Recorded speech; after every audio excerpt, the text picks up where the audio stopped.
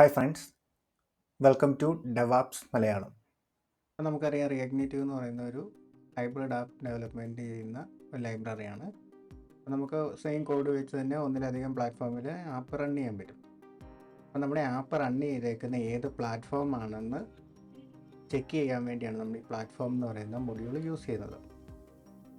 ചിലപ്പോൾ നമുക്ക് ആൻഡ്രോയിഡിന് സെപ്പറേറ്റ് ആയിട്ടുള്ള ഒരു കമ്പോണൻറ്റ് കാണിക്കുമോ, ടെക്സ്റ്റ് കാണിക്കുമോ, അല്ലെങ്കിൽ അതിന് സ്പെസിഫൈഡ് ആയിട്ടുള്ള കുറച്ച് കോഡ് കാണിക്കുകയോ അങ്ങനത്തെ കാര്യങ്ങൾക്ക് വേണ്ടിയാണ് നമ്മൾ ഈ പ്ലാറ്റ്ഫോം യൂസ് ചെയ്യുന്നത്. അത് യൂസ് ചെയ്യാൻ വേണ്ടി നമ്മൾ ആദ്യം റിയാക്ട് നേറ്റീവിൽ നിന്ന് ആ പ്ലാറ്റ്ഫോമിനെ ഇമ്പോർട്ട് ചെയ്യണം. അതിനുശേഷം നമുക്കൊരു ടെക്സ്റ്റ് ഇട്ടിട്ട് നമുക്ക് ആ പ്ലാറ്റ്ഫോമിൻ്റെ OS നോക്കാം.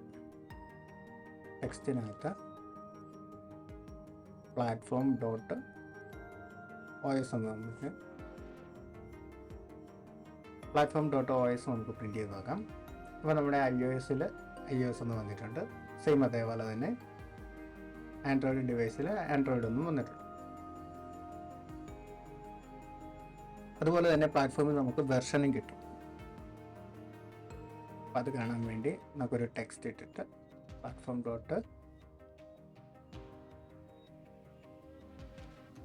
വെർഷൻ ചെയ്ത് കഴിഞ്ഞാൽ നമുക്ക് ആൻഡ്രോയിഡിൽ 34 കിട്ടിയിട്ടുണ്ട്. അതേപോലെ iOSൽ 17.0.1 എന്ന് കിട്ടിയിട്ടുണ്ട്. ഇനി നമുക്ക് പ്ലാറ്റ്ഫോം എങ്ങനെ ഒരു സ്റ്റൈലിനകത്ത് ഇംപ്ലിമെൻറ്റ് ചെയ്യാൻ നോക്കാം. അത് ഞാനൊരു വ്യൂ ആഡ് ചെയ്യുകയാണ്. ഇതിനുള്ളൊരു സ്റ്റൈൽ കൊടുക്കാം.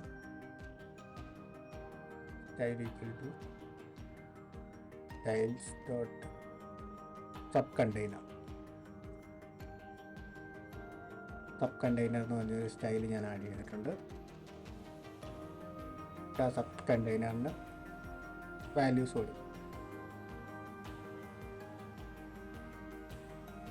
നമ്മളൊരു വിഡ്ത്ത് കൊടുക്കുകയാണ്. വിഡ്ത്ത് ഒരു 100 കൊടുത്തു. ഹൈറ്റ് ഒരു 100 കൊടുത്തു. പിന്നെ നമുക്ക് കാണാതെ നമുക്കൊരു ബാക്ക്ഗ്രൗണ്ട് കളറോടെ കൊടുക്കാം. ബാക്ക്ഗ്രൗണ്ട് കളർ ഒരു ഗ്രീൻ കൊടുത്തു.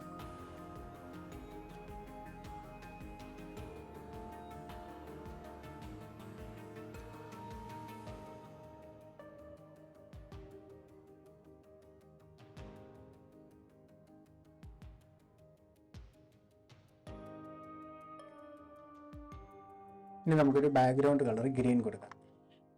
ബാക്ക്ഗ്രൗണ്ട് കളർ ഗ്രീൻ കൊടുക്കും. ഇപ്പം നമ്മുടെ വ്യൂ റണ്ടർ ആയിട്ടുണ്ട്. 100 പിക്സൽ വിഡ്ത്ത് ഉണ്ട്. ഹൈറ്റും 100 പിക്സലാണ് രണ്ടിലും.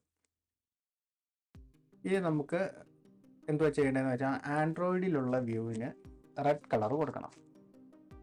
iOSലാണെങ്കിൽ ഗ്രീൻ കളർ വേണം. അപ്പോൾ അവിടെയാണ് നമ്മൾ പ്ലാറ്റ്ഫോം യൂസ് ചെയ്യുക. അപ്പോൾ നമ്മളൊരു ടെർണറി ഓപ്പറേറ്ററിൽ ഈ ഒരു കണ്ടീഷൻ കൊടുക്കും. അതായത് platform.os ==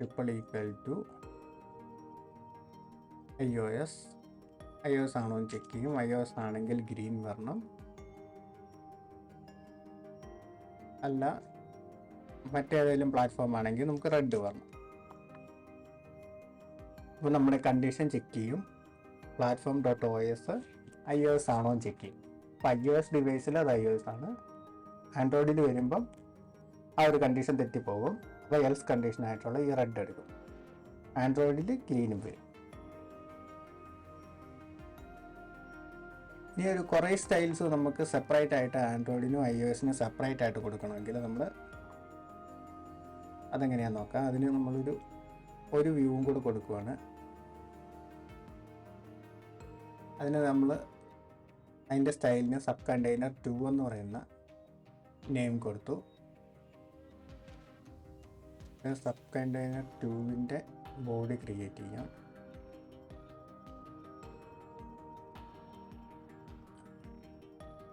ആ ഒരു വ്യൂവിന് നമുക്ക് മാർജിൻ കൊടുക്കാം. മാർജിൻ ടോപ്പ് ഒരു 10 കൊടുക്കാം. പിന്നെ സെൻട്രലിൽ അലൈൻ ചെയ്യാനായിട്ട് അലൈൻ സെൽഫ് സെൻറ്റർ കൊടുക്കാം.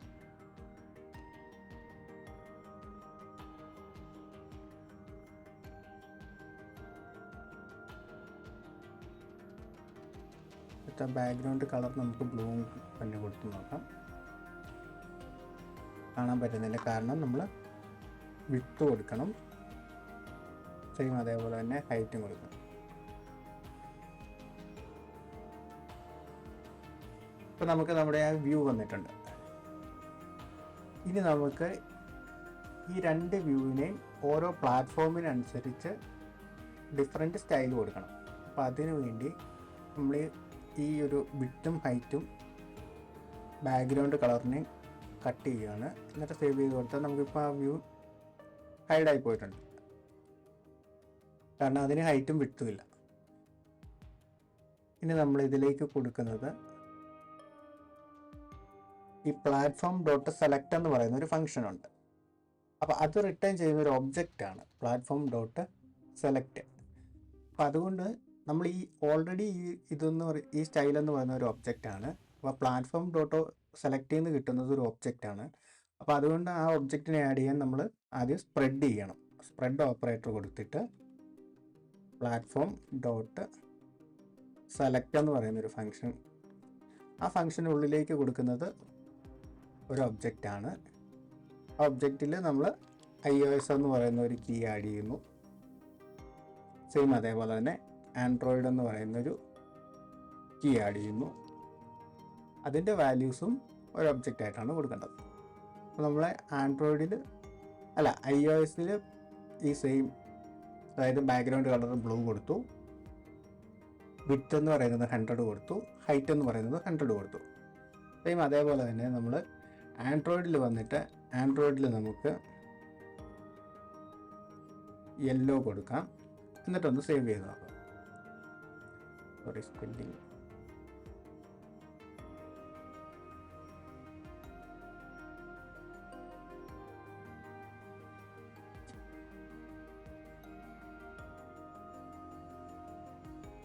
നമ്മൾ സബ് കണ്ടെയ്നറിന് ഈ background colour platform dot OS iOS ആണെങ്കിൽ ഗ്രീൻ, അല്ലെങ്കിൽ റെഡ്. അങ്ങനെ നമ്മൾ ഈ രണ്ടാമത്തെ സബ് കണ്ടെയ്നർ 2-ന് പറഞ്ഞു കൊടുത്തിട്ടില്ല.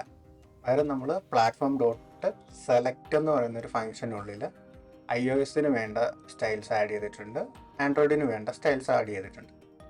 അപ്പോൾ അത് റിയാക്റ്റീവ് ഓട്ടോമാറ്റിക്കലി എടുത്തോളും. അതാണ് പ്ലാറ്റ്ഫോം ഡോട്ട് സെലക്ട് എന്ന് പറയുന്ന ഫംഗ്ഷൻ്റെ യൂസേജ്.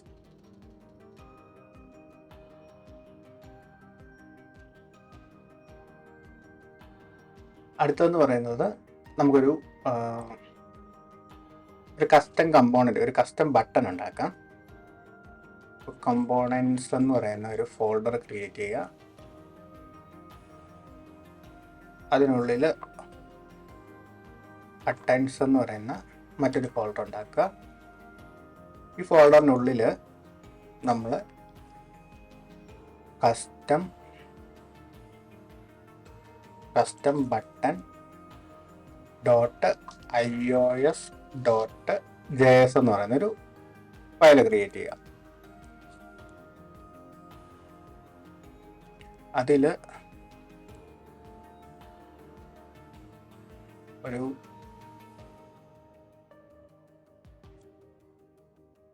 നമ്മൾ കസ്റ്റം ബട്ടൺ എന്ന് പറയുന്ന ഒരു കമ്പോണൻറ്റ് ക്രിയേറ്റ് ചെയ്യുക.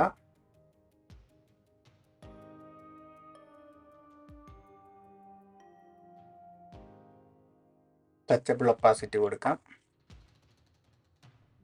അതൊരു ബട്ടൺ ആയിട്ടുണ്ട്. പിന്നെ ഒരു ടെക്സ്റ്റ് കൂടെ കൊടുക്കാം. പ്രസ്.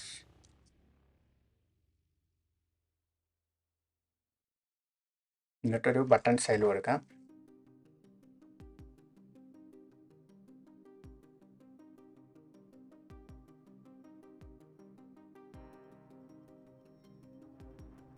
ടൈം അതേപോലെ തന്നെ ഒരു സ്റ്റൈല് ടെക്സ്റ്റിനോട് കൊടുക്കാം.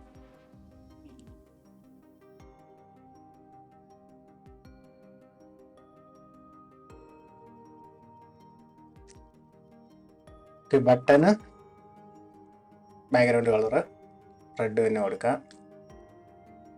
പാഡിങ് ഒരു 10 കൊടുക്കാം. പ്ലെയിൻ സെൽഫ്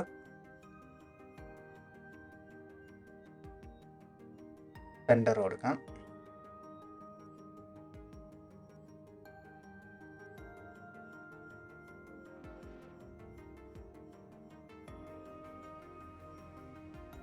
അലൈൻ ഐറ്റംസും സെൻറ്റർ കൊടുക്കാം.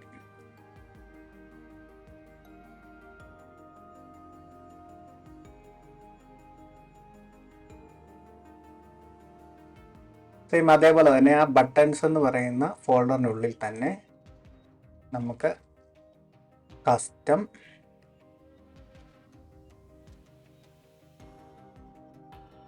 Custom button dot Android .js എന്ന് പറഞ്ഞൊരു ഫയൽ ക്രിയേറ്റ് ചെയ്യുക.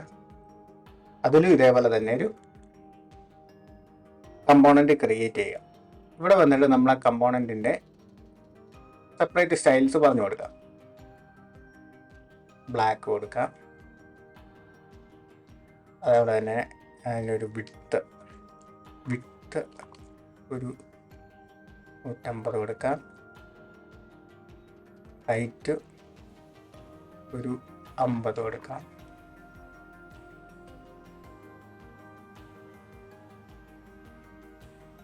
എന്നിട്ട് ബട്ടൺ ടെക്സ്റ്റിന് ഒരു സ്റ്റൈൽ കൊടുക്കുകയാണ്.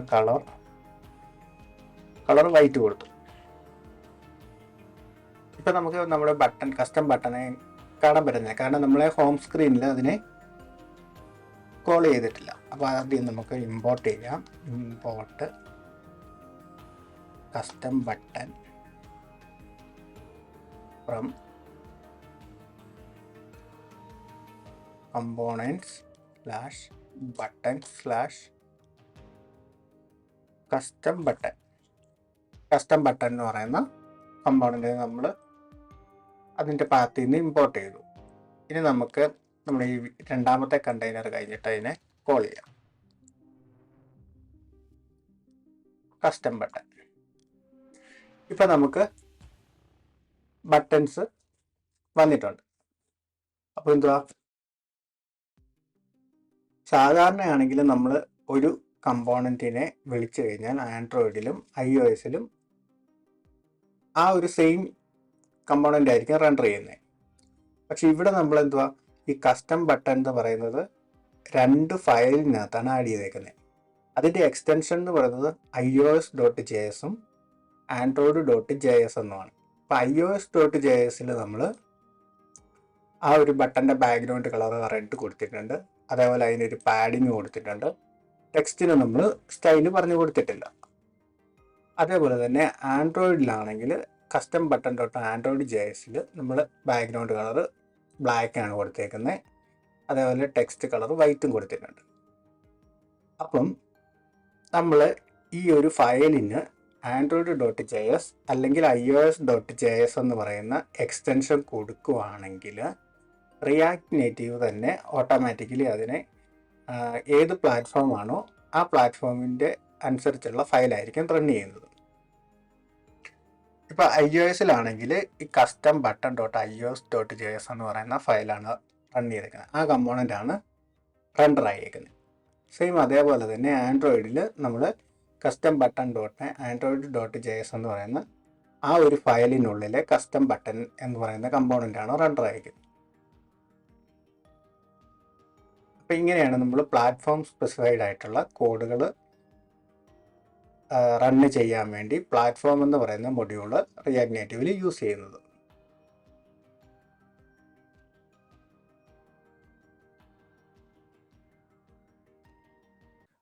അപ്പോൾ വീഡിയോ ഇഷ്ടപ്പെട്ടാൽ do like and subscribe for more videos.